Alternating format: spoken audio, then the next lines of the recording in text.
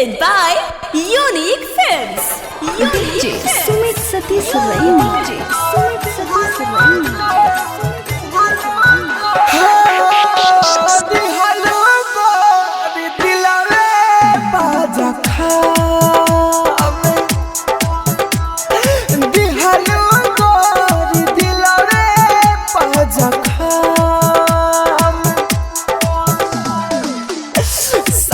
जब तारा छोड़ही के रहे काहे कइलू प्यार ये सनम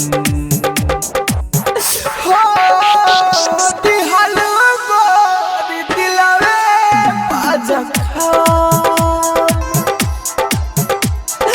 दिहलो गोरी दिलवे पाजखा साथी जब तारा छोड़ही के रहे काहे कइलू प्यार ये सनम हो दिहलो गोरी दिलवे पाजखा दिहलो गोरी दिलवे पाजखा DJ Sumit Satish Raini. Mixed by Happy Digital Recording Studio Chanpatia.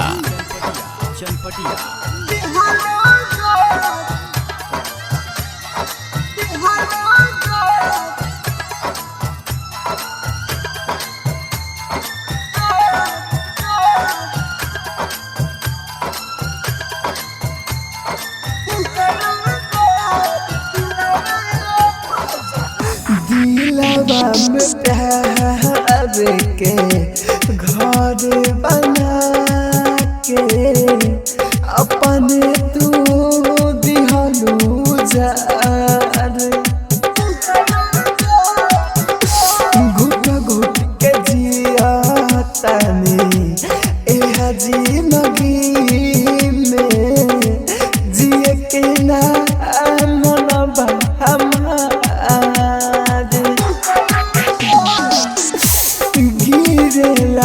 रावा होते हो भरावा अखिया रहेला मोरनम दिहलो गोरी दिलवे पाजखा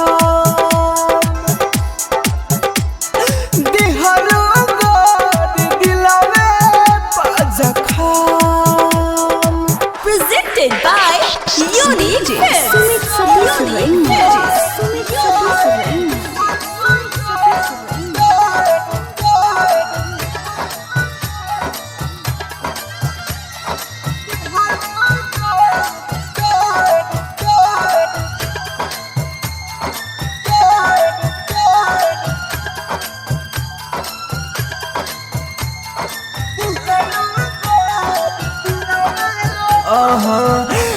ऐसन प्यार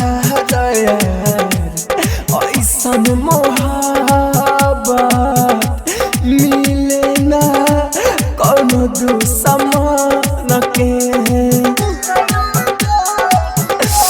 माहिर मुकेश जवान भइल बदासा होई मुसा कनम के ना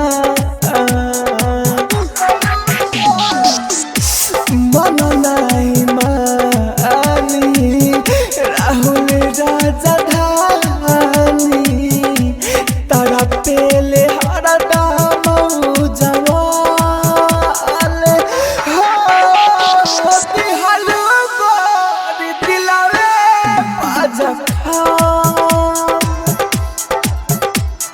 दिहलो गोरी दिलवे पाजखा